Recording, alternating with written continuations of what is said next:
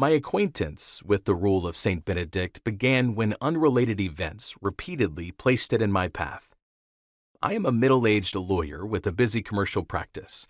Like many others my age, I have been a lifelong church member, but I have never been comfortable with the idea that any one religion has a corner on truth.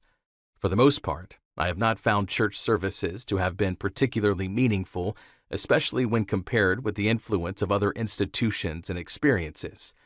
Prior to my exposure to the rule, no religious exercise or practice had ever been a part of my everyday life. Some years ago, my father died. During the weekend of his funeral, I met an Episcopal priest who had been my father's close friend and golfing companion. He was about my age, and we quickly became friends. I shared with him my disappointment that the church had played a much greater role in my father's life than in my own. In one of several conversations we had during that weekend, he recommended a book to me. He cannot remember the exact title, but he recalled the subject and the author's name, Esther de Val. Later, I learned that the title was Living with Contradiction, Reflections on the Rule of St. Benedict. The following summer, through an opportunity offered to my wife, our family spent a week living in a dormitory on the grounds of Canterbury Cathedral.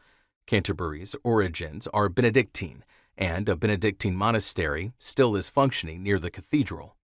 We learned that Esther de Val was the wife of the former dean of Canterbury Cathedral, and we met people who knew her well.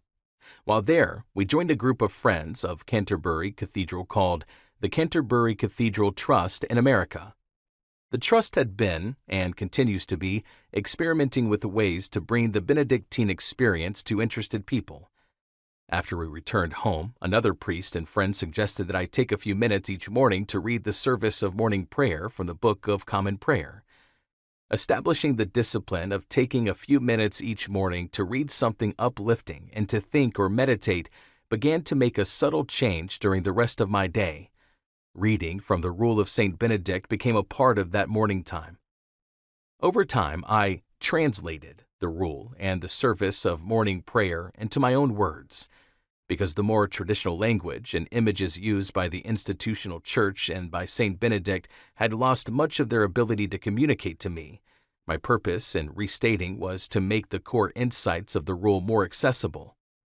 I needed to free the underlying methods and principles of the rule from their original context and terminology to make them relevant to me. Some of these changes were appropriate because I do not live in a monastery. Others resulted for more subtle reasons. For example, because of my particular viewpoint, it felt more authentic for me to speak of the profound mystery of which we are a part than to use any established religion's name for the ultimate. Most significantly, I wanted to stress the critical importance of our pattern of response to life, rather than espousing any particular creed. This approach seemed particularly well suited to the rule, because St. Benedict's concern was not merely with words and ideas. His is a system meant to be experienced and practiced.